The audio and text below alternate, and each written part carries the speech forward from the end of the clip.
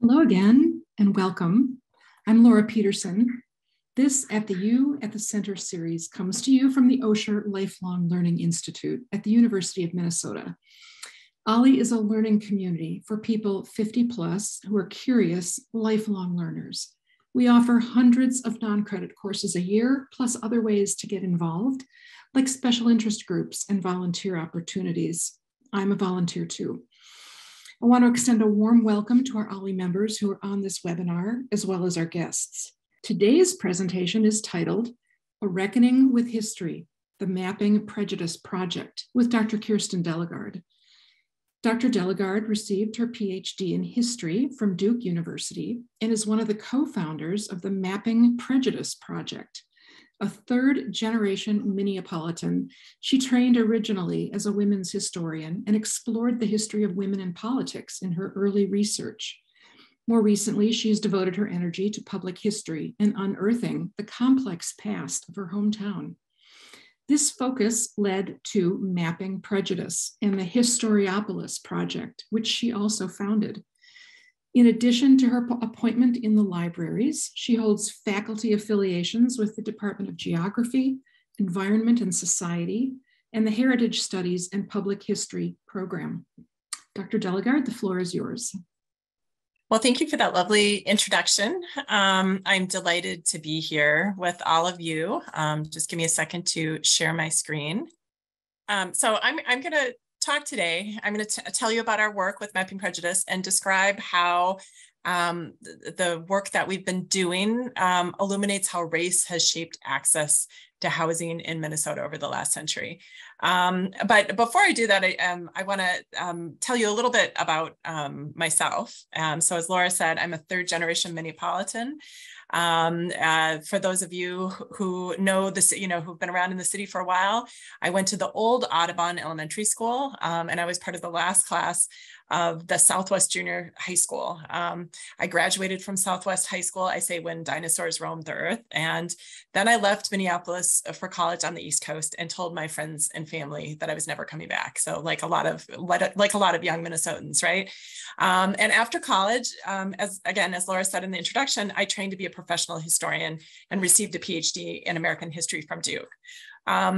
So it was at that point that I decided that I wanted to come home with my husband, who was born in New York, and I had two small children at that point. Those children are now both graduates of the Minneapolis public schools, like me, and have also followed my path, and they're attending college on the East Coast. But it was this homecoming that really prompted me to change gears professionally. So I had spent years in more conventional academic endeavors. But when I came home, I decided that I wanted to explore the history of my hometown as a public historian, which means that instead of doing strictly academic work, I wanted to do, as public historians say, do history that does work in the world. So, and the reason for this is that coming back to Minneapolis really forced me to confront some of the civic myths that I absorbed growing up here. When I was raised in Minneapolis, I was raised with the idea in Minneapolis that this was something of a urban paradise, a model metropolis. People, of course, we all complain. Minnesotans, Minneapolitans love to complain about the weather. Everyone acknowledges that the climate is harsh. But I think that idea is twinned with this idea that it's worth the climate. It's worth enduring the climate because this is an extraordinary place in a lot of ways. And I certainly grew up with the message that Minneapolis, especially, but the Twin Cities in particular, had avoided through smart and progressive policymaking many of the problems that have plagued a lot of other American cities, especially in the 1970s. And this was one of the reasons that brought me back home when I had kids of my own. I wanted them to be Minnesotans.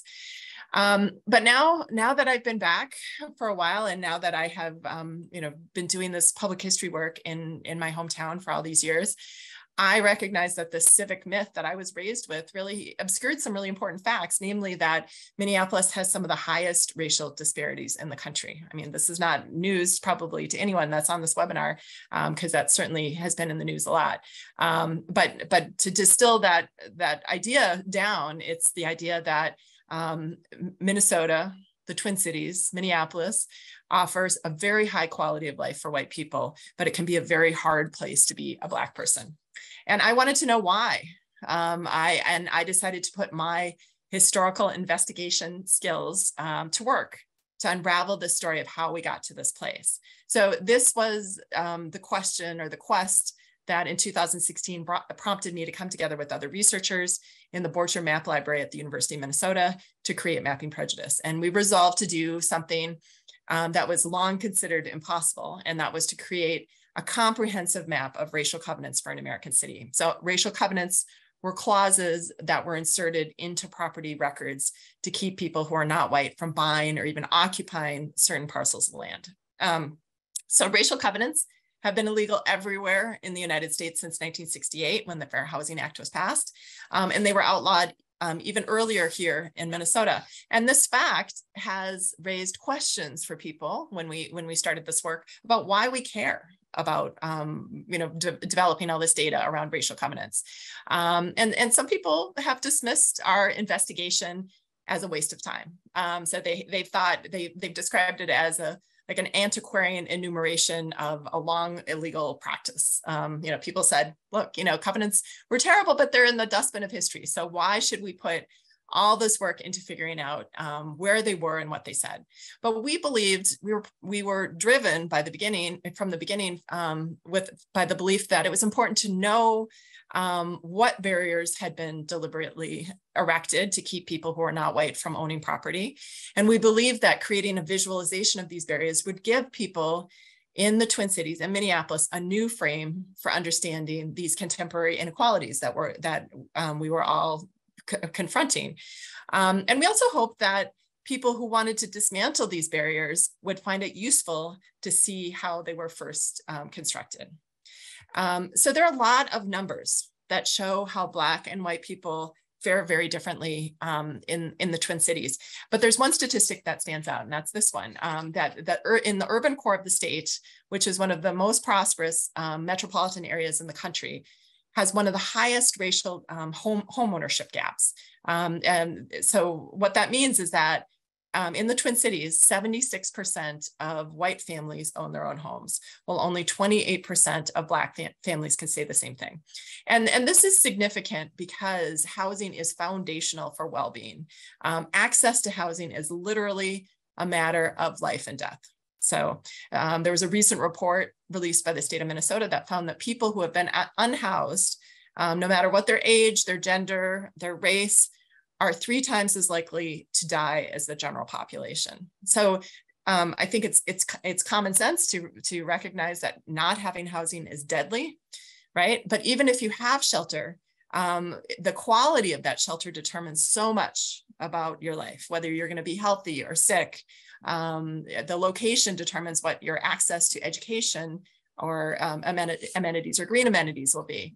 And the kind of housing that you have determines whether or not your family will be able to amass wealth and whether you will be able to pass that wealth to the next generation.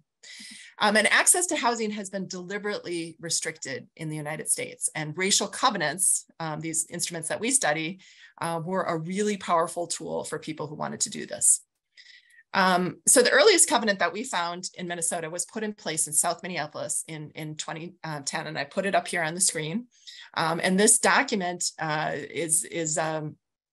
this property deed documents a property transaction between Henry and Leonora Scott. They were the real estate developers who sold a property on 35th Avenue South to Nels Anderson, who was a Swedish baker. This home was extremely modest. There was nothing particularly fancy about it. In fact, it had a chicken coop out back, but it had this racial restriction that I put up on the screen, which stipulated that, quote, the premises shall not at any time be conveyed, mortgaged, or leased to any person or persons of Chinese, Japanese, Moorish, Turkish, Mongolian, or African blood or descent. So, at the turn of the 20th century, at the time that this was put into place, there was a conscious choice to use racial covenants, these discriminatory property deeds, to reshape the urban landscape. And they were written and promoted by real estate developers, city planners, bankers, neighborhood activists, property owners, elected officials. There's a lot of people involved in promoting these instruments.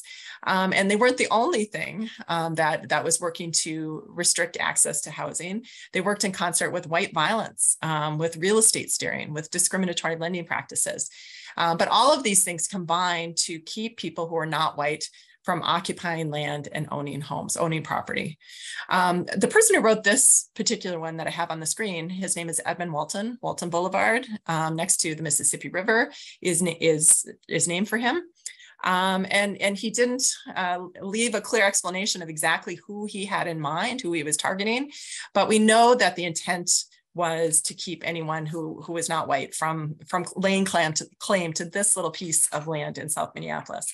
And this was the first, but it wasn't the last. He went on to insert this exact same language into other deeds across the urban core of Minnesota and across the state. People copied this language, took his lead, and hundreds of landowners, real estate developers, and city officials just sometimes copied this language, but they also composed variations on this text. And I'm going to read you a couple more examples. We have thousands and thousands of these, but I'm going to give you some more examples. But I want to say, that this language is disturbing. So please take care of yourself as I read this. So this covenant is from 1946, and it says that no person of any race other than the Aryan race shall use or occupy any building or any lot. And this one says, the said premises shall not at any time be sold, conveyed, leased, or sublet, or occupied by any person or persons who are not full bloods of the so-called Caucasian or white race. And finally, no person of any race other than the Caucasian race shall use or occupy any building or any lot, except that this covenant shall not prevent occupancy by domestic servants of a different race domiciled with an owner or a tenant. So the people who engage with mapping prejudice have taught us about what the impact of these documents in so many ways. And one of the impacts, it's really determined in large part on when you're seeing these documents, it's determined by what your lived experience is. And many white people tell us that seeing these documents is revelatory, right? People often tell me, I didn't know. But people who lived with the consequences of these covenants did know, even if they weren't fully aware of the details of the practice. They knew something was going on. They didn't know exactly how it worked. And people who are targeted by these restrictions often tell us that it's affirming to hear this history documented and acknowledged in this way. It helps them see, in the words of Ibram X. Kendi, the racism behind the racial disparities. So thanks to Black activism and resistance, covenants have been illegal since everywhere in the country since 1968.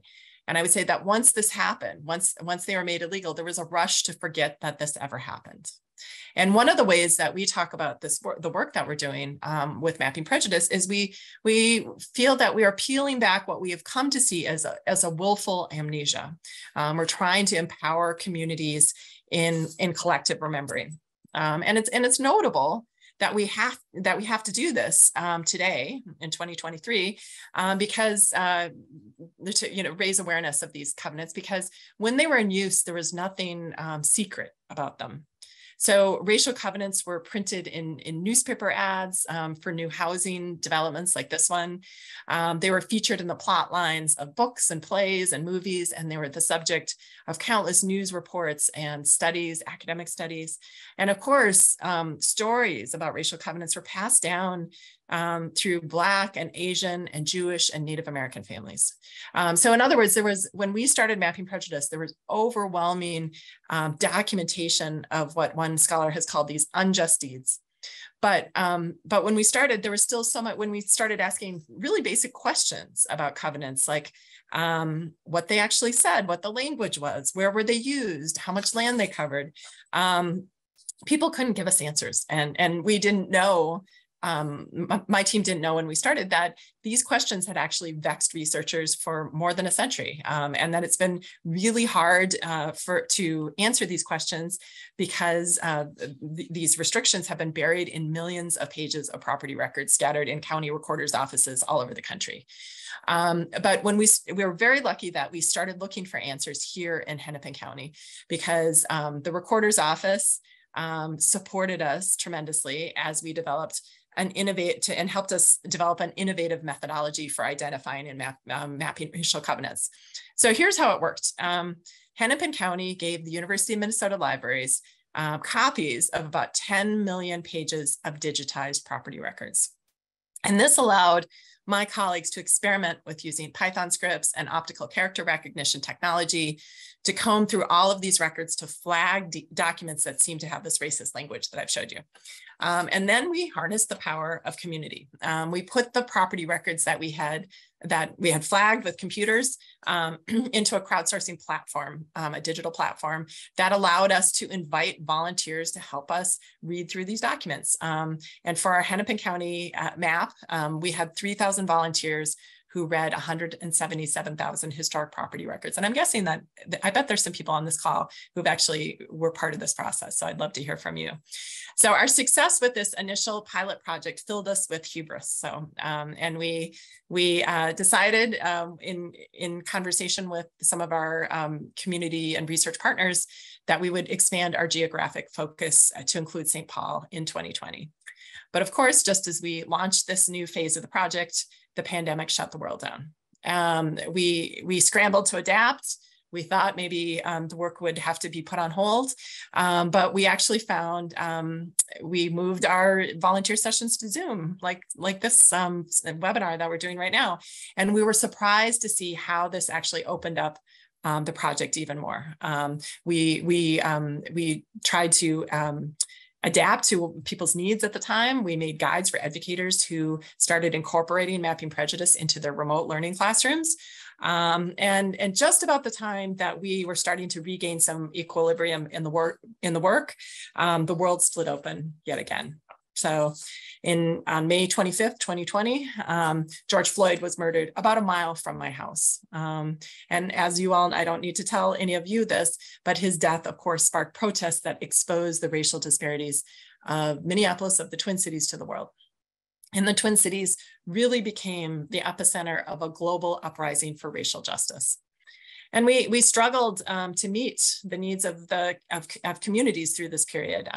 We were able to work with our partners at St. Catherine's University to run regular volunteer sessions and presentations where we shared our findings and did continue to read racial covenants. But I think it's notable that the street art, I've collected some examples of street art from the summer of 2020 that illuminates how mapping prejudice became part of the vernacular of the protests that were going on at this time. So thousands of people came to our website and our volunteer sessions and our presentations, and in an effort to try to understand structural racism and begin their own anti-racist journeys. So over the next 6 months after George Floyd's murder, we had 3,000 volunteers from all over the world join the work, and they reviewed 250,000 deed images. They donated 21,000 hours of labor to the work of creating the Ramsey County data set. And when we put all of that volunteer labor on a map, all that data that was generated by our volunteers, this is what we got. And so what you're looking at here is you're looking at a time lapse of the spread of racial covenants through Hennepin and Ramsey County over time. You can see the years ticking by in the upper right-hand corner, and you can see over time how these racial restrictions were embedded in the landscape of the Twin Cities, in the urban landscape. So each one of these blue dots denotes a property parcel that was identified by one of our volunteers as having a racial restriction on it. So all the blue on the map is land that was reserved exclusively for the use of white people. So this is the first map of its kind for an American city. No one had ever done this before, but it will not be the last map of this kind. So communities all over the country are now making their own maps of covenants. And my team at the University of Minnesota Libraries, we're trying to provide support to empower other communities as they embark on this work. But whenever we meet with a new research team, we start with one idea or one point. We try to make one point, and it's this. It's that the process is the product. It's the process of reading these documents is as important as this finished map. It's the co-creative work that we do with our volunteers that does a lot of the work that we thought would be accomplished by this finished visualization, right? And what our volunteers tell us is that they describe reading these racist property records as, and I'm quoting here, eye-opening, mind-blowing, a simple way to be part of positive change. That these deeds, seeing these primary sources gave them concrete evidence of structural racism and explained why there aren't any Black people living around me. So one volunteer said that it showed how racism is embedded in our very neighborhoods, right here where I live. So, and many of these people who were involved, who have been involved with the project over the years, are now figuring out how to translate their new awareness into meaningful action. So I would I'm encouraging you all to try this for yourself. We hold weekly volunteer transcription sessions online, virtually, and I can talk more about how to sign up for those. But we're looking now for volunteers. We're rolling out more counties that we're mapping. We're looking right now for volunteers to transcribe deeds from Dakota County here in the Twin Cities and also Milwaukee, Wisconsin. And our work in Minnesota continues to grow. So we're currently working on mapping all the counties in the seven county metro, but we're also hoping to expand our work into more rural areas of Minnesota. So people who work with these records all the time, like surveyors, for instance, tell us that these restrictions are found in every county across the state, but no one has ever done a systematic search for these restrictions on rural property records. And that's why we want to support the work that local groups have started in Rochester and St. Cloud. So here's an example of a covenant from 1941 from Benton County that was found by a College of St. Benedict professor, Brittany Merritt, and her students recently. And this deed is notable. It's unlike any other that I've seen because it mentions Indian races and treaties. And as far as we know, no one has ever looked at the way that covenants have intersected with Native American land cessions and reservation land and restrictions on indigenous land access.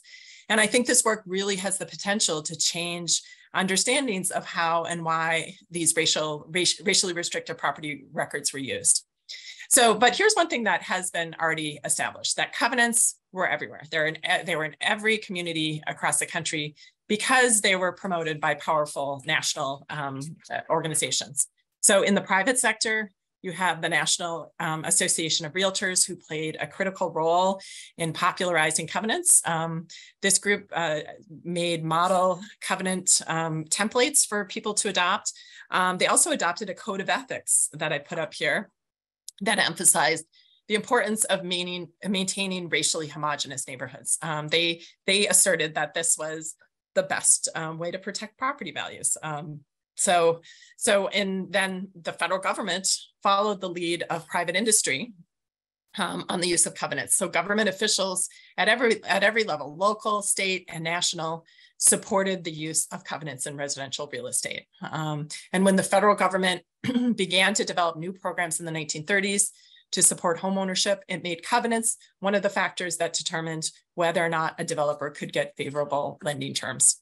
So in other words, covenants became part of federally mandated best practices for anyone doing residential real estate developments. And this federal requirement, pushed covenants into every community across the United States.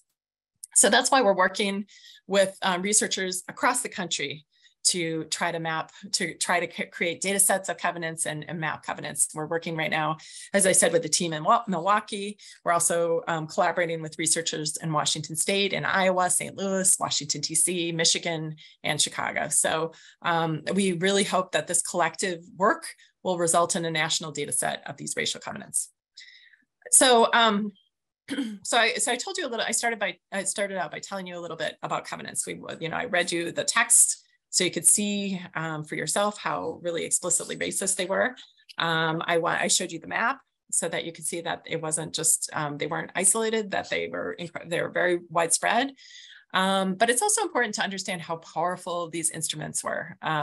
That they ran with the land, which meant that once they were in place, they were there forever, and they couldn't be just removed. And it didn't matter how many times the property changed hands or what was built on the parcel. The land was racially restricted. And if you decided you wanted to breach a covenant, you took a big risk. You risked losing the land, any equity that you had developed in the property altogether, because the penalty for breaching a covenant was that the property would go back to the person who put the covenant in the first place if someone breached it. So that meant even if it was three generations later, if you breached one of Edmund Walton's covenants by selling to a person who's named on that list, someone could take you to court, and the land could go back to whoever Edmund Walton's descendants were. So, but I think it's important to underscore the fact that there wasn't a lot of resistance to covenants among white people. And that it's really significant in terms of our acknowledgement of this history, that covenants were overwhelmingly popular. So we have opinion surveys that were done in the 1940s that showed how most white people in Minnesota believed they were beneficial and necessary. They believed that they were necessary to protect property values and neighborhood harmony. Black people, by contrast, saw covenants for what they were, which was a basic threat to liberty and human dignity. So we have leaders in Minnesota like Nellie Francis, Madison Jackson, Lena Olive Smith, James Wardlaw, Katie McWatt. These are people who devoted their lives to fighting these practices. And they challenged them in so many ways. They fought for open housing laws, and they challenged the premise and practice of restricting housing for white people, to just white people. They bought houses with covenants. They moved into white neighborhoods. And one of the most well-known examples of this kind of resistance was the Lee family. Arthur and Edith Lee bought a house in South Minneapolis in 1931. And when neighbors in the Eugene Field neighborhood found out that a Black family was moving in, they organized. They called the realtor, they called the bank, they called the city council, and they brought together other neighbors, and they appealed to the Lees. They said, you don't want to move into this neighborhood, and the Lees persisted. It was just moving a couple of blocks out of what was the established Black neighborhood on the Old South Side, and the Lees felt that they had a right to establish a home, right, to buy a home. But once they moved in the summer of 1931, they were beset. They were under siege every single night by a crowd of thousands. The crowd was between 3,000 and 6,000 people every single night. They held parades. They threatened to burn the house down. They threatened to murder the family. The family had to sleep in the basement because people every night would shoot through the windows or throw bricks through the window. They would throw black paint on the siding of the house. And this is a photo. On the left side is a photo of Edith and her daughter Mary, who was just about to start kindergarten when they moved into this house after one of these attacks. And you can see the broken window in the corner, and you can see the black paint.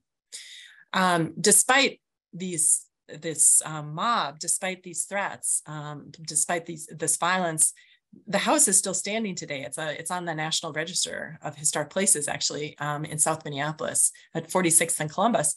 And the reason the house is still standing is because the family had the support of the NAACP here locally. And the NAACP was the organization that led the fight against covenants nationally. They had the support of Arthur's co-workers at the post office. And they had the support of other veterans. Arthur was a World War I veteran, And people from all of these groups showed up for the Lees in 1931 and formed sometimes an armed perimeter around the house, to keep the family safe, to keep them from being murdered. So the Lee house did not have a covenant, but it was the proliferation of covenants in this period leading up to when they moved into their house that really, these ideas is what led to this attack that made people feel that they're entitled to try to push this family out of the neighborhood. And as racial covenants hardened boundaries in American cities in the 20s and 30s, especially, this threat of white violence was ever present. And this is one of the main ways that covenants were enforced, that people did not bother going to court. They called together a mob. So again, covenants are illegal today because of a long and hard-fought battle. The NAACP led the legal campaign against covenants that resulted in the 1948 Shelley v. Kramer decision from the Supreme Court that declared them to be unenforceable. And the Fair Housing Act made them illegal everywhere across the country in 1968. So a lot of times people will say, that's ancient history, and I'm dating myself here, but I would say that is in my lifetime. And for many years, historians ended the story of covenants with the Fair Housing Act. And the narrative went this way: covenants were terrible, racist practice, but American values prevailed. Our institutions bent the arc of history towards justice, end of story. But I wouldn't be here. Mapping Prejudice wouldn't exist if there isn't more to this story, if we weren't still living with the legacies of these practices. So I'm going to share some of the insights that we have developed from our work in Minneapolis about the continuing legacy of these racial restrictions. So here in Minneapolis, covenants transformed what was a relatively integrated city into a racially segregated city. So remember, the first covenant was put in place in 1910. By 1940, Black residents had been pushed into a couple of small neighborhoods in Minneapolis. So what you're looking at are two, they're called choropleth demographic maps that show the concentration of Black, of people of different races. So the darker polygons indicate the presence of Black residents. So you can see there are lighter polygons on the left side, in more parts of the city. On the right side in the 1940 map, you can see that there's just people are concentrated into a couple of small neighborhoods. And again, like as the Lee family, the story of the Lee family shows, that the presence of covenants and all the ideas that promoted covenants emboldened white Minneapolitans to harass Black residents and push them out of existing neighborhoods. So that's what happened to the Lees. And then as new neighborhoods came online, they were restricted with covenants. So developers quickly realized that racial covenants only worked if they kept out everyone who was not white. And in order to do that, you had to put them in place just as neighborhoods were being platted. So what you're looking at here, this is an aerial photograph from South Minneapolis that was taken in 1938. And you can see there's nothing there, right? You barely can see the outline of the roads. There's certainly no houses, there's no sewers. But these red polygons outline where the racial restrictions were already in place. So these are outlines of racial covenants that are in place when this photograph was taken. So you can see that the racial covenants predate everything. They predate the houses, they predate any kind of real development. The first thing that real estate developers started to think about is race. And so this practice ensured that as American cities expanded in these years, in these decades, all new development was reserved for white people. And once these patterns were established, they have remained persistent. So in the Twin Cities today, the areas that once had covenants are still overwhelmingly white. That's what this map shows. The green indicates covenants, and the purple represents where Black people are living today in the Twin Cities. And the main thing to see is that they don't overlap, right? So the places with the covenants, the green area, are very distinct from the areas with the purple polygons. And again, this is more than 50 years after the Fair Housing Act made these illegal. So once these patterns were in place, they just became very entrenched. Then the neighborhoods that didn't have covenants were subjected to redlining. So that's a blanket term for discriminatory lending practices. So remember that underwriting manual that I showed you a couple slides back, federal guidelines, those federal guidelines declared that neighborhoods that were racially mixed were hazardous investments for lenders. And this made it really hard for people who lived in these neighborhoods to get capital. And this lack of capital depressed property values. So it meant that it was harder for people who lived in these so-called redline neighborhoods to accumulate wealth through property ownership. And it made these areas where Black people could live targets for urban renewal. So by the end of World War II, so this is a demographic map that shows where Black people are living in 1940 in the Twin Cities. And by the end of World War II, urban planners had come to the consensus that these areas that were redlined, where Black people could live, they were blighted, and that they needed to be raised. And the Federal Aid for Highways Act in 1956 provided new resources to achieve this goal, to get rid of these neighborhoods. That bill gave local governments the funds to do two things. One, clear blighted areas, and build the transportation network of the future. So again, this is the map that shows where Black people were living in Minneapolis and St. Paul in 1940. And the concentrations of Black residents are indicated by the purple polygons. And here you have our contemporary freeway grid. So the construction of the freeways in the Twin Cities, and really everywhere, every city across the country, displaced Black and brown people from some of the only places that they could find to live in the cities. And these policy decisions of the past, they continue to have intergenerational consequences. So I'm going to tell you my story to try to illustrate how this works over time, that it's not something that ends with one generation. So my family, my grandparents were Swedish immigrants, and they really lived an extraordinary immigrant story. All my grandparents started their lives with their adult lives with no money and very little formal education, right? Two of my grandparents were actually orphaned at very young ages, and none of them were able to stay in school after the 8th grade. They worked a whole variety of jobs, like as farmhands, as lumberjacks, as domestic servants, as carpenters, ultimately doing construction work, one of my grandparents. And they worked all over the region in these jobs. And then they made their way to Minneapolis in the 20s and 30s and tried their luck. And they were very successful. During the Great Depression, my grandparents built businesses, they got married, they saved their money. And in 1942, both sets of my grandparents bought houses in the same neighborhood in South Minneapolis near Lake Nokomis. And what you are looking at here is a family movie that my grandfather, my father's father, had made to celebrate the moment that he and his kids and his wife moved into their new home in South Minneapolis.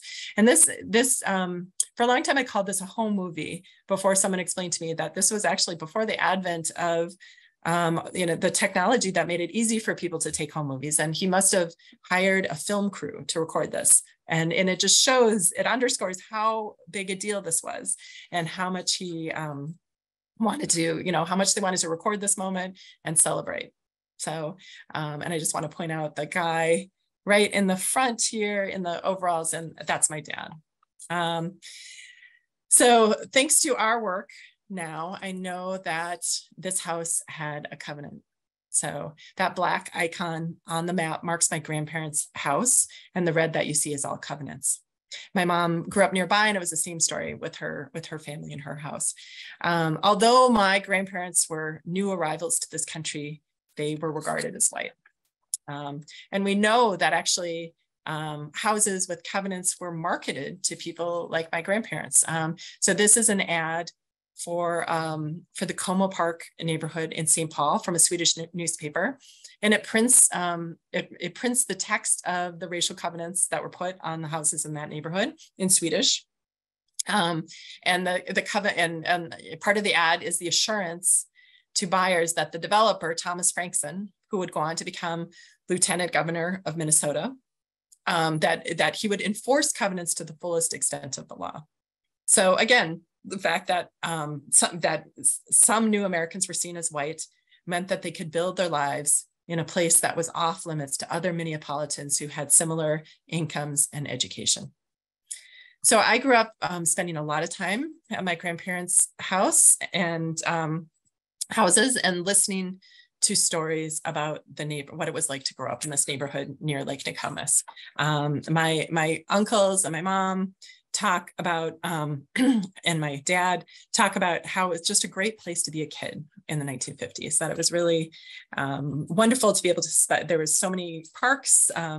As kids, they could spend all their time outdoors in the winter and the summer, swimming in the lake or skating on the lake in the winter, playing along the banks of Minnehaha Creek. And really critically for my family, for me, the neighborhood had really solid schools. And that meant that my parents not only made it through high school, but their high school prepared them for college. And my mother went to graduate school too, even though their parents had not gone past the 8th grade. So, but what I didn't hear from my family is the fact that this was only for white people. So my parents say that they never questioned why their neighbors were all Swedish, Norwegian, or German, and that this uniform whiteness seemed entirely natural to them. Even at a moment that I now know as a historian, looking at the demographics, the census numbers, that the number of Black people in the city was increasing really dramatically in these years. And the timing was important for all kinds of reasons. My grandparents bought their houses just as the United States was about to see the largest expansion of its middle class in its history. And a lot of that prosperity rested on new opportunities for home ownership, which had been really deliberately supported by federal programs in the 1930s. So these new federal programs in the 1930s spurred the invention of the modern mortgage, which of course has allowed so many more people to buy to own their own homes. But they also spurred the practice of redlining. They spurred the creation of these algorithms that baked structural racism into their factors, and that meant that in between 1934 and 1962, 98% of FHA loans went to white people. So 2 generations later, I'm still benefiting from the fact that my grandparents were encouraged to buy houses in a part of the city where property values climbed throughout the 20th century. So we've worked with a team of economists who used our research to demonstrate that in 2019, houses in Minneapolis that had racial covenants like the ones owned by my grandparents are worth 15% more than identical houses that didn't have covenants. And my grandparents were able to pass that additional value on to me. When my grandfather died, my family sold his house and shared the proceeds with the grandchildren. I was able to use my portion for a down payment on another house in South Minneapolis, where I was really looking to replicate all the things that my uncles and my parents had told me my whole life that were so important to them growing up. I wanted good access to good schools and easy access to green amenities like the lakes. So realtors will tell you, they've done a lot of research on this, they will tell you that I'm fortunate but not exceptional, that at least 30% of first-time homebuyers get this kind of help from family to afford the purchase of a home for the first time. So like a lot of my peers, I was able to leverage the economic security of earlier generations to secure the future of my children. And we talk about this as a family a lot. And I always tell my kids that we carry our history with us, even when we aren't aware of what happened before us, before we were born. So what we're trying to do with Mapping Prejudice is we're trying to create maps that allow all of us to see ourselves in this history, to locate ourselves in this history. And our volunteers have taught us that the process of reading these deeds helps them not only to locate themselves in this history, but to understand structural racism. And when I say structural racism, I mean collective racial prejudice that's backed by legal authority and institutional control. So racial covenants are classic manifestations of structural racism. So we hope that people will understand that racism is not just a matter of personal bias. It's not as simple as the race, very blatantly racist statements like the ones on these signs held by protesters at the 1962 fair housing hearings here in St. Paul, that racist ideology has been embedded in community institutions over decades. It's been written into some of our foundational documents of our communities. So the question is, what do we do now, right? How do we change course? And the first step has to be doing what we're doing today, which is to remember this history, to acknowledge this history. So this is part of the process of reparations, which Ta-Nehisi Coates describes as the full acceptance of our collective biography and its consequences. And that's why it's so important that you decided to spend the middle of a beautiful May spring day on this webinar, learning about this history, acknowledging this history. And that's also why we do our volunteer sessions. And I hope that some of you at some point will be able to join us for one of those. But that increased awareness is just the beginning. We all need to think about how we can plug into making change, what contribution we can make.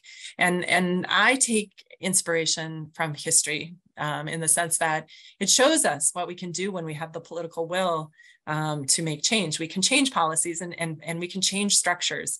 For instance, in the 1930s, the federal government decided to support home ownership. In 1930, only 30% of Americans owned their own homes. By 1960, more than 60% of Americans were homeowners. And that shift fueled the largest expansion of the middle class in the history of this country. It fueled the enormous prosperity that made the United States the envy of the world. But of course, the benefits of that expansion went largely to whites. And we stand in another moment of opportunity today. How do we replicate this earlier success, but do it in an inclusive way, right? And what role are you going to play? That's what I want to close with, this idea of where do you fit into this? So in my work with Mapping Prejudice, I use the tools that I've developed as a historian to make change. I try to tell the truth about who we are as a community and what has happened. And Mapping Prejudice, my team, we are one of the founding members of a group called the Just Deeds Coalition, which you may have heard of. And this coalition brings together people from the real estate industry, local government, attorneys, neighborhood activists, all who come together around the shared goal of dismantling structural racism. And Just Deeds helps property owners discharge. One of the things that it does is it helps property owners discharge covenants. So we have a 2019 law in Minnesota that allows people who have a covenant on their property to file a formal repudiation of this racist language. So I want to be clear that this is discharge. It's a repudiation, not a removal. So redacting or removing these racist clauses destroys the records that allows us to explain this history. But discharge, what the Minnesota law allows for, provides a way for people who to register their opposition to these policies.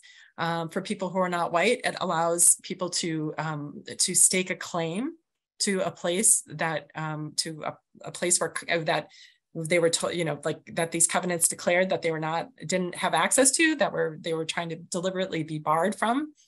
So that's one piece of it, but that's just the beginning, right? That's not the end. Just Deeds calls on everyone to think about how to dismantle structural racism. So, and as we think about how to do this, I think it's really important to start by consulting the people most affected by the problem for the solutions, right? For guidance. As a project with Mapping Prejudice, we look to the people with lived experience and the organizations that center racial equity in their work for housing justice. One of the main places that we go for guidance is the Equity in Place Coalition, which offers a whole policy agenda for people who are looking to back meaningful change. So I want to close by asking you to think about what tools do you have, and where can you put them to work? So I'm closing here by handing the baton to you. I want you to look around at the institutions and organizations where you have influence and ask yourself what needs to happen. You're the expert in that regard. And as James Baldwin says, as long as you pretend that you don't know your history, you're going to be a prisoner of it. So now that we're all free, where are we going to go? So with that, I am eager. I will stop sharing. I do want to put this one QR code, which would bring people to the place where you can find out more information about our volunteer sessions. But with that, I will stop sharing, and I'm looking forward to a discussion. Thank you so much, Kirstin. This was fascinating. So you started your presentation by saying the Minneapolis-St. Paul area has one of the highest racial disparities of any city in the country. Do you think that is because of these racial covenants, or otherwise, why? How did we get here? How did we get so bad? Yeah, I mean, you've hit on the the key question, which is, if racial covenants were everywhere, if these policies were everywhere, why did they have a different, why do they seem to have an outsized impact in some places than other places? Yes, I do believe that racial covenants played a key role in creating, laying the foundation for our contemporary racial disparities. And I think it's a matter of timing. The fact that when racial covenants were put in place, there was a tiny number of Black residents in the Twin Cities, and then racial covenants came in and basically made it impossible for people to get a beachhead, to build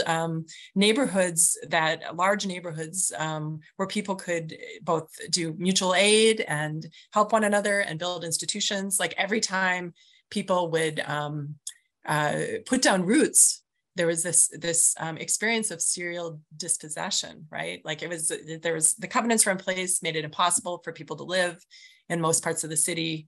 The people who did manage to buy property were displaced frequently by freeways and other policies that came later. But I do think it's a matter of timing, that it's almost that racial covenants cut people off at the knees in a way, right when they would have been getting established in the community. And that has intergenerational consequences. Absolutely.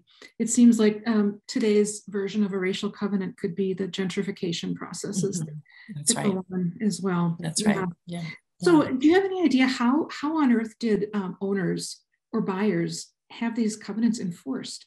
I mean, if you're not an obvious different color, or how could you ever prove that you sold to the wrong person, or that the wrong person was of the excluded classes? Are there a lot of court actions that test this? Yeah, not so much in Minnesota. Actually, there's very little court in the way of court. I don't think it, I don't think it was a matter of, a lot of times, as historians like to point out, people didn't litigate this. It was mostly that they would hear, you have a lot of accounts where people would say, I went to look at a house and the real estate agent said, you can't live here because the whole neighborhood is covered with covenants. So it didn't, they were so effective, they were seen as so watertight and so powerful that a lot of times people just weren't able to challenge them. So, but the NAACP did figure out a legal strategy, which they pushed over multiple decades to challenge these in court. But people were pretty surprised when the Supreme Court decided in 1948 that the courts could not be used to enforce these racial covenants at that point. But that did not stop developers from continuing to put them in. And Minnesota had to pass another law in 1953 that made it illegal to put new covenants in after the Supreme Court decision.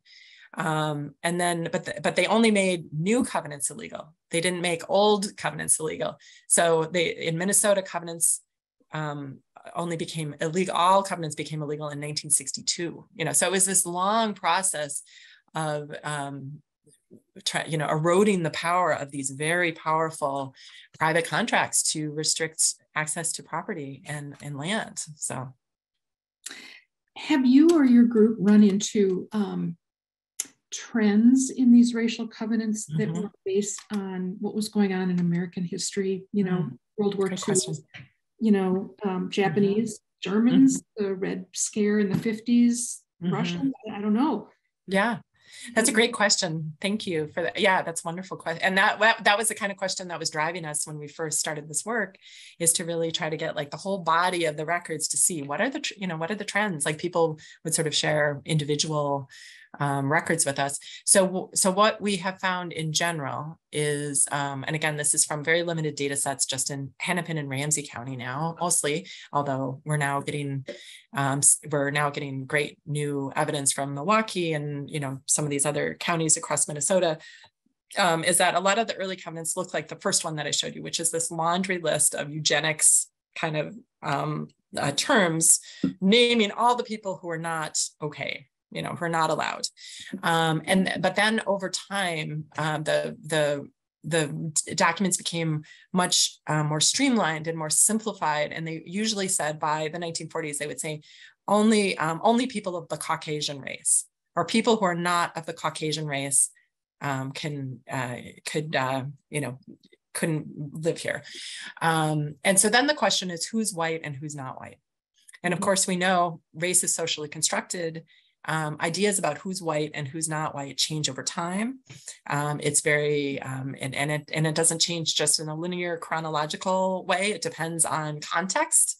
A really good example of this is Jews. Sometimes Jews are white and sometimes they're not white. And it's not necessarily, a factor of chronology. So in some communities in like some suburbs of Minneapolis, Jews are seen as white, and some suburbs they're not seen as white. So you can have the exact same racial covenant in St. Louis Park and Edina, and they're interpreted differently. So in St. Louis Park, for instance, you have a large Jewish community, and Jews are sometimes the people who put the covenants in. They're sometimes the real estate developers. They're in St. Louis Park, they were seen as white. In Edina, they were covenants were used very effectively to keep Jews out. So even though you can have almost the same text, it's the way it's interpreted and the way people's ideas about race that come into play. So it's really, it's very complicated. But I would say that one of the things that is very clear cut is that every one of these racial covenants was aimed at Black people. There's a profoundly anti-Black quality to these, but that it's that many other people were targeted too, and some of them, again, like some of the more well-known cases in Minneapolis specifically were in the 1940s around Japanese Americans, and specifically like some of the people who were either relocated here from the West Coast and then ended up staying after World War II and going to the University of Minnesota, or they had been involved in the language school. They were some of the people who were very prominently targeted by these covenants, and ended up fighting pretty public battles over their right to live in different parts of the city. Complicated. Do you have any knowledge of the racial covenants that might be in place in the South? Would there be more racial covenants or less, just because the Black population was larger at that time? Yeah, I mean that's a really great question. So I think we can say confidently racial covenants are everywhere. So again, back to, there's no city, if a city, small town, medium-sized city, if it got any kind of federally backed loans at any time, there's going to be racial covenants. But we do know that that sort of contrary to maybe like what people would think as common sense around racial restrictions, that racial covenants, we think they were used most widely on the West Coast, and then came through through the Midwest, and but that it was they were used on the West Coast very heavily against Asian immigrants, and then they were adapted again, like right around this time, right around 1910. Where you have the establishment of the National Association of Realtors, and they're offering, they're trying to make a case that you need a professional to help you buy and sell property, and that professionals have standards and ethics and best practices, and that one of the professional practices that they offered was, hey, we have this tool to make sure that your clients will have their investments protected over time, so it's the professionalization of the real estate industry, and then the way that industry then goes on to really be influential in federal policy that really prompts the proliferation of these racial restrictions. How about those banks that engaged in all that redlining? Is there any movement afoot from, I'm going to say no before I even ask the question, for those banks to engage in some sort of reparations for all of the harm that they did? I think I would love to hear, I bet there's some people on this call who have a better knowledge of that than I do. I want to say that one of the most gratifying, honestly, some of the most gratifying exchanges that I've had have been with mortgage bankers, so our project, we've had a lot of conversations with bankers. And to me, I'll get on my soapbox here for a second about the humanities, because when I go and talk to bankers, they talk about how they're functioning in a highly regulated environment. Like they have to do these mortgage disclosure forms, and they have all these regulations that have come out of this history that were, all these regulations that were built to counter, to stop these practices that I'm talking about. But they have to do those things, but nobody has ever explained to them the why, the history. And so people, when I talk to bankers, a lot of time they're like, every banker should know this history, that would provide the why for, I mean, besides just, basic, human, obviously I want to say that people want to do the right thing, but the systems are built in such a way that it's, the system is working exactly how it's built. So, but I do think that that's where the real political will is going to come from, is that if we have a greater understanding of this history, that makes a difference in terms of people's will to want to change. So I'm going to be hopeful. I mean, that's one of the things we say with Mapping Prejudice, is that we are making a case for reparations, and it's in these conversations. But it's going to have to come from all of us, right? We're going to have to be the ones who are having these conversations, who are willing to engage in these conversations, who are willing to take guidance from people who've been harmed by these policies, and also, really make this conversation normative, and not just say that we have to, that we say, oh well, this is all in the past. Like, we don't need to know about this anymore. We don't need to know this history to function today.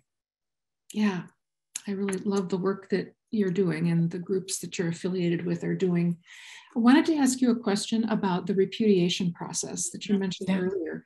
You said that original language on the deed is never taken off, but is this repudiation document or language put on the deed, or is it just a companion document?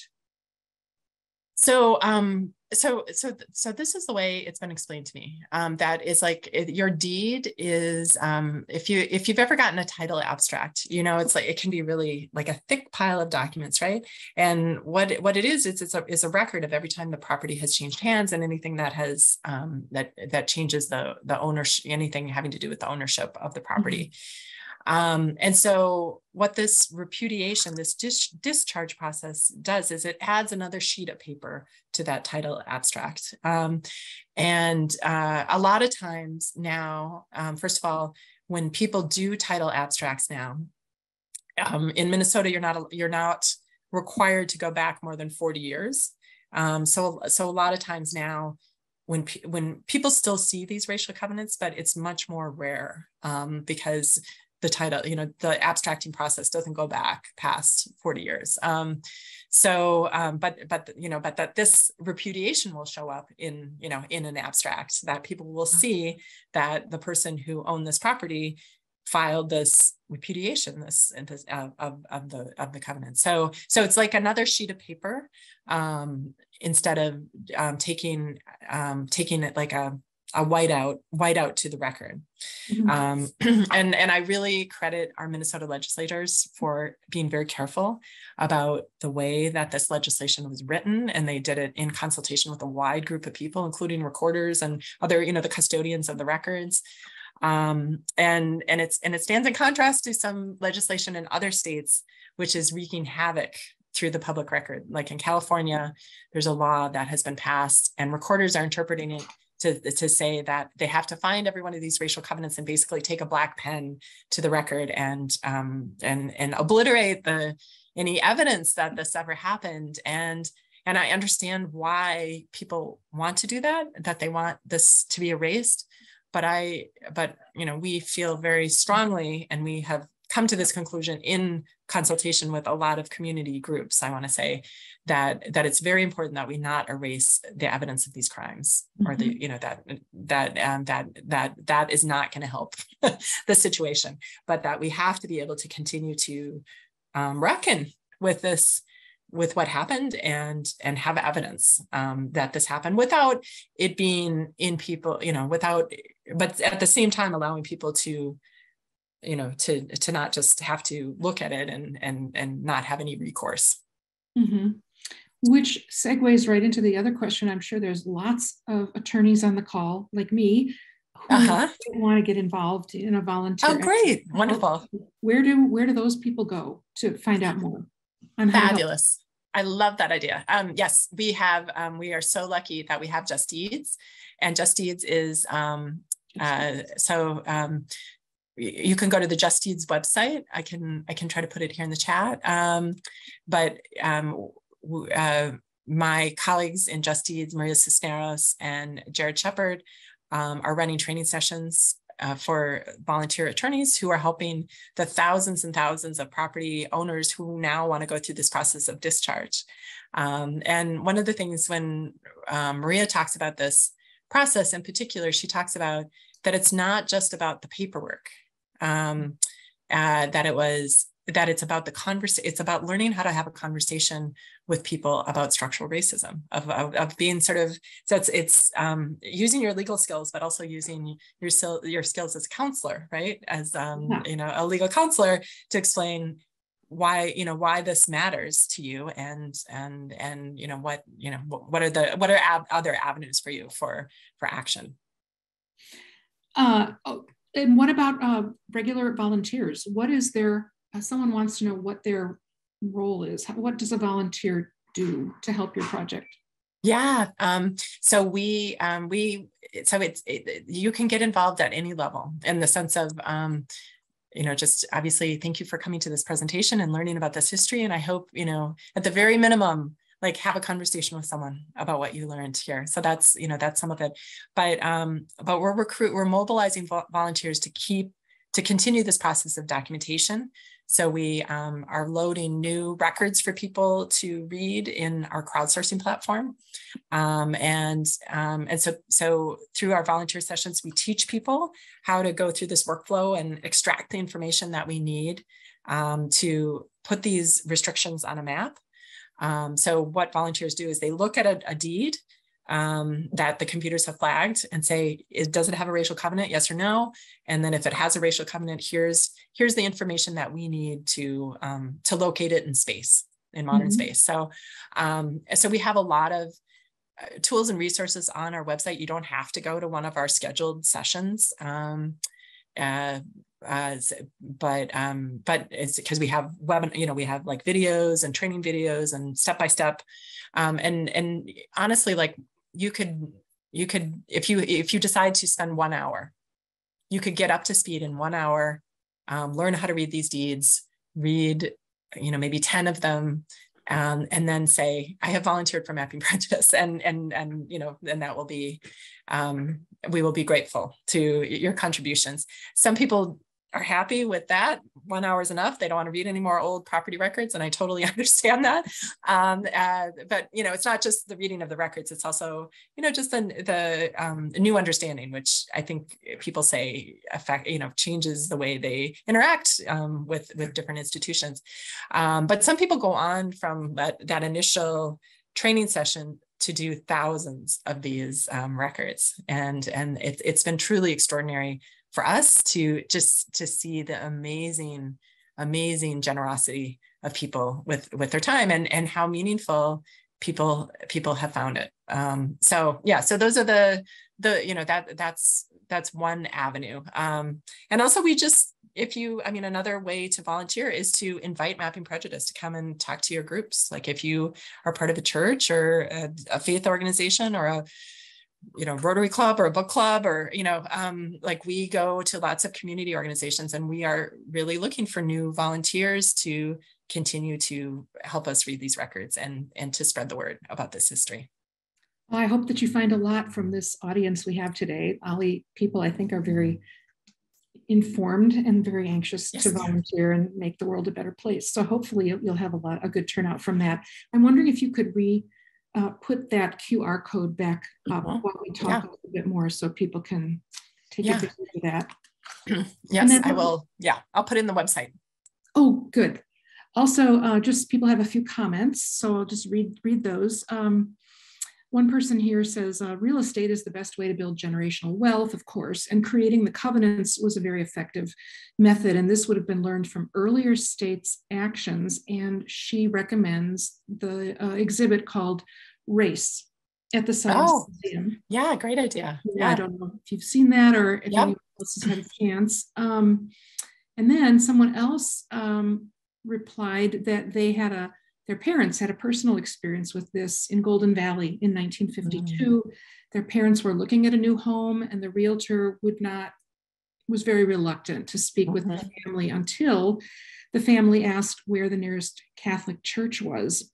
And the realtor had thought that this family was Jewish. And at the time, obviously, there were covenants prohibiting Jewish people in that neighborhood. So, someone else here commented, common interest communities are becoming more common, not only communities of townhomes and condominiums, but also communities of single family homes. Is there a possibility that common interest communities, which are subject to the Minnesota Common Interest Ownership Act, will end up restricting home ownership on the basis of income in the same way that home ownership was once restricted on the basis of race, religion, and ethnicity covenants? Should I read that again, or did you? I'm looking at it, and this is new for me. I don't know. I'm sorry. I would love to know more about this Minnesota Common Interest Ownership Act. I don't know. The short answer is I don't know. So well, that's okay. Yeah, I'd love to hear more. If I bet other people on this call know more than I do. So another commenter says there's a good book on this topic called The Color of Law, A Forgotten History of How Our Government Segregated America by Richard Rothstein. Highly recommend it. Have you read that book? Do you have any you could recommend as well?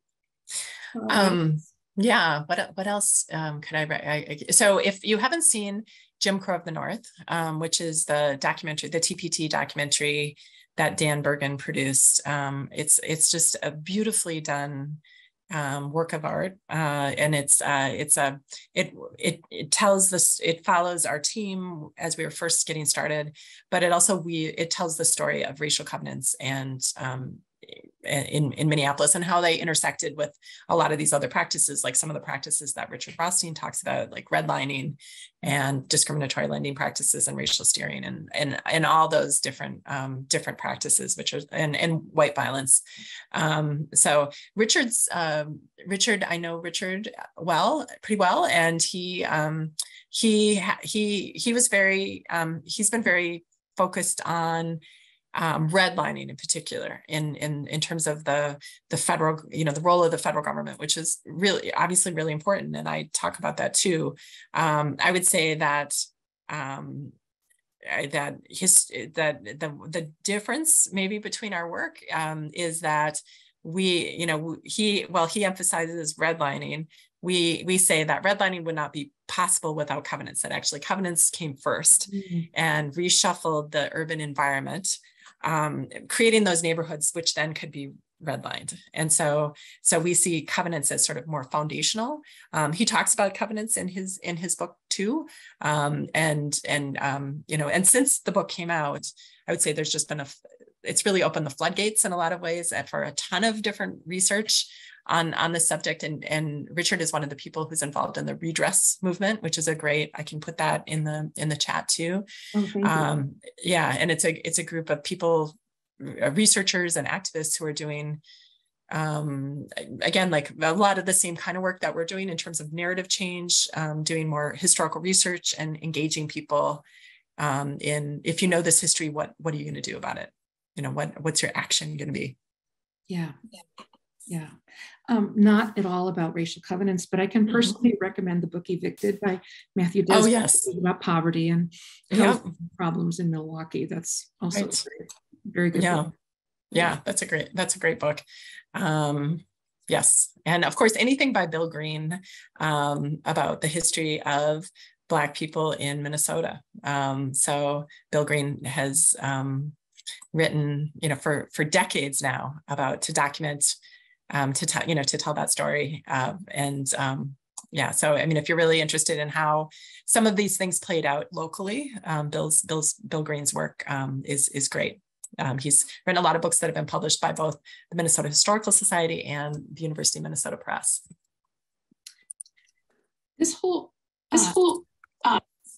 When did this topic, I'm getting a lot of feedback. I'm sorry, I hope no one else can hear that. But when did this project for locating the deeds get started? I'm sorry, I maybe didn't write that down, but how did it come to someone's attention that this was a project?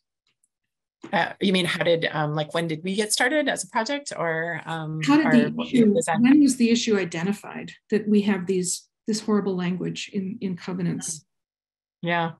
Well, I would say that so again, like back to my personal, I'll tell through my personal story, coming back to Minneapolis and really being struck by being like having that both like insider outsider perspective of growing up here, but then being gone for so long and coming back and sort of confronting a lot of things that seemed strange, that were more striking to me because I was returning. So again, this question of trying to sort through, I thought Minneapolis was this incredibly progressive place. Like how if we have all this progressive social policy, how did we end up with the highest racial disparities in the country? Just having that conversation. And it was through that question that a lot of my friends started telling me about racial covenants. And so my husband is Jewish, and so we had a lot of connections, and we're a member of a congregation in South Minneapolis, and so we had a lot of connections in the Jewish community where people were telling us about racial covenants, and I kept saying, can I see one? Like, what do they say? Like, what's the language? Where do I have one on my house? And nobody could answer any of those questions. And so it was asking those questions over multiple years that really brought to, made me think I would really like to, find out more about these and where they are and put them on a map so that people can visualize how widespread. I mean, we had no idea how widespread they were. And frankly, when I first started asking people how to do this, my colleague, Penny Peterson, who has deep expertise in property records, said, oh yeah, I can go, I'll go find a bunch for you so you can see them. And she went to the Hennepin County Recorder's Office in 2015, and she just started digging. And because she was so knowledgeable about the records, within 6 months, she had found 1,500 of these racial covenants, which was the largest data set of racial covenants ever assembled to that date for any American community. So like for years and years, researchers have said, it'd be really great if we could figure out where these were and how many they were and all that. And Penny just went and did it. Like she just did this initial, very laborious hand, sort of artisanal process, we call it. But it coincided, her time there coincided with the time that Hennepin County had just digitized its property records. And so when she found that out, that the property records had been digitized, we said, hold on, like, I think there might be another way that we can dig into this huge repository of records that we couldn't possibly do. It's not a human scale project to look through 10 million pages of records, right? That's why no one's ever done it before. So that's what opened the door, I guess. Like people have had these questions for a long time, but it's the digitization of the records that made it possible for people to ask new questions and to use new methodologies. Mm-hmm. And then once we did it, then people started doing it everywhere across the country. So once they realized that there was a way to use computers to answer some of these questions. So, do you know if how many counties in Minnesota have digitized their records? I would love to know that. That's something that we keep asking. I mean, we haven't been able to do a systematic survey of all the recorders, but we have. So we don't know for sure, but we think it's a relatively large percentage of, and we're really lucky here in Minnesota. We have excellent custodians of public records here. Yes. And we have, just our experience in Hennepin County, I think is just an indicator of this. But, when we've talked to people in other states, we realize everybody just sort of rolls their eyes at us and they're like, like you have these great recorders and you have these digitized deeds and you're so lucky because like Chicago, none of the records are digitized. So the people who are doing this work in Chicago are just going page by page through these, historic books. They have to go down to the recorder's office and it's incredibly laborious work. So yes, I would love to know, but I can tell you that we are working assiduously to try to get records from all of the 7 county metro counties. We have gotten digitized records from Anoka and Washington County. We're still working on our Ramsey County records where we have the Dakota records up for work. We're still trying to. If someone knows someone in Carver or Scott County, if anyone knows anything about the public records in those counties, we'd love to hear from you. We haven't been able to connect with the right person there. And then there are other research groups in Mankato, in St. Cloud, in Rochester, and they have all started their own projects and have been working through the records there. The records in those communities are all digitized, and we're trying to support those teams as they do their work too. So we're very hopeful and we're very excited that we could potentially do a lot of the counties in Minnesota. Is the work of these other volunteers in Mankato and Rochester also part of the Mapping Prejudice Project? Well, there's separate teams in each community, and then we're trying to provide them with some of the digital tools that we have developed and just share infrastructure basically. But we are hoping to use our crowdsourcing platform for Olmsted County and for Stearns County and for Benton County, working in conjunction with those other teams. So look for that if you're interested in greater Minnesota, finding out more. Can volunteers just select which county records they want to look at? Oh, yeah, they can. Yeah. So yeah, you can. Yeah, you can't choose like a neighborhood in that county. The computer randomly assigns you a record, but you can decide what county you want to work on. And each record is looked at by 5 different volunteers. That's how crowdsourcing works. I love crowdsourcing because it's so cool the way you get better data faster by having 5 different volunteers look at a record and come to is basically about what it says. And yeah, so I just want to emphasize that sometimes people are really nervous that they're going to make a mistake, but part of the process is it's baked in to have safeguards and guardrails. So even if you're learning and you maybe make some mistakes, you shouldn't worry too much about it. There are wonderful crowdsourcing opportunities. I know I used to do some crowdsourcing work with the National Archives. You did? Typing cool. the American treaties, with you did. settlers, Cool. which was really upsetting to type, but crowdsourcing is great. It's a wonderful platform for folks. While we're waiting for any more questions to come in, is there any other feature of this project you'd like to share with us? Yeah, I mean, I just encourage everyone to to learn, to continue your conversations and think about, where you sit in this history, but also to think about, so sometimes people say, what is the one thing I can do? And I certainly am sympathetic to that feeling of like, it's so overwhelming to learn about this. Mm-hmm. Like, how can I, this is a big thing, it's big and structural, and how can I make a difference? But I just want to emphasize that everyone on this call can make a difference. Like, every individual can make a difference. And it doesn't mean that you have to give up everything in your life and devote yourself to this, but you can just participate in these conversations, and you can normalize the discussion of this history.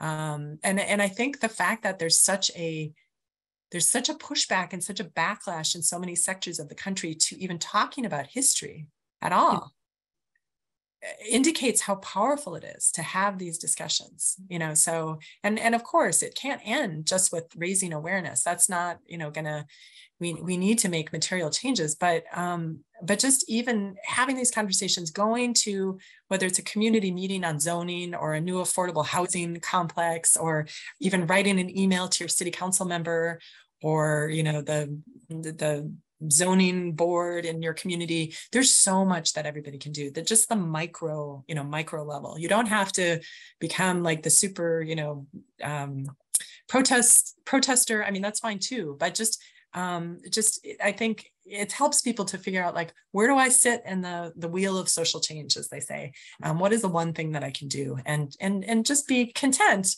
with, making it one action, I guess.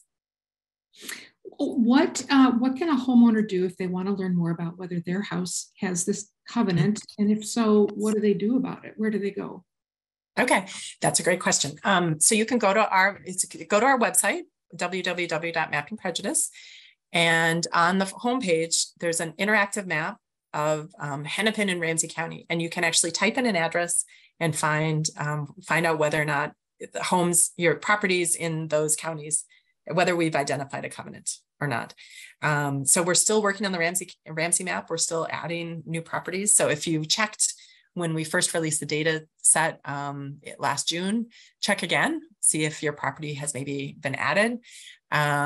Check again as we're adding more counties to the map. But so that's the first place that you can go. And if you find a covenant on your property, then you can go to the Just Deeds website and find out how to get connected with one of the volunteers who will help you go through the process of discharge. And also all the different cities that have joined the Just Deeds Coalition, and there are a lot of them now across Minnesota, they're also offering staff who will help you navigate this process of discharge as well, and connect up with a volunteer who will help you go through the process of discharge. Fantastic. Okay. Okay, one final question. We have a question that do volunteers, we have two questions. If covenants are illegal, can sellers put anything they want into their contract for sale? I'm thinking no, but I don't know. If covenants are illegal, can help me dissect that question. I'm not sure. I'm thinking that in the contract for sale itself, can an owner put anything they want into it, even though they know it won't be enforceable? Can they use, language? Like you're a lawyer, right? So, I'm pretty sure no. I'm pretty sure you I think so too. I think, Yeah. But I think I would have to defer to the legal brains in this group. Okay. So that I don't think you can, and you certainly cannot put in anything. You can't put a racial covenant in. But I want to say there are that covenants are still legal. You just can't use a racial covenant. So you can say that the house has to be of a certain material. You have to, that you can say this, that you have to have all these other building restrictions. That's perfectly legal and quite common. But you just can't discriminate against people of a certain race or ethnicity in private real estate contracts anymore. Okay, finally, truly the last question now. When a volunteer is working on these projects, can they do it from their own home? Oh, yes. Yeah, you can, again, we have weekly volunteer sessions. You can go to our website in that link that I put in here, and it will give you the schedule. And we have sessions at noon and 7 o'clock. We try to vary from week to week so that people who are free during the day or people who would prefer to work at night. But yeah, it's all remote. But again, we would welcome the opportunity to come out to a community. If you have a community group that you would like to do this with a group of people you're already in community with, we also can do a face-to-face session. But you don't have to go to that bother, because we have regularly scheduled sessions that you can join from home. And I know a lot of people have been asking for for the links to be repeated. But if you just go to the Mapping Prejudice website, are the links for redressmovement.org and Just Deeds, are they all there? I'm going to write myself a note. I'm not sure that they are all, if they've all been updated on our website, but okay. I put the redress movement and the Just Deeds. I think they're all in the chat here. Yeah. Okay. So go from those links, and if you go to our website, you can click on the volunteer section, and it will bring you through how to get involved. So. Thank you. This was just fascinating. I know our audience was really engaged in this, but we are out of time. I'm always saying, sadly, we're out of time. Thank you again, Dr. Delegard, for your insight, your information. Thank you for the audience, as always, for great questions. Thank you to OLLI. And then please join us next week at the same time for our last presentation of the series called Catastrophic Collisions, Ancient Meteorite Impact Buried Beneath Twin Cities, an overview of significant meteorite impacts throughout history. Thanks again, everyone. Bye now. Okay. Thank you. Take care.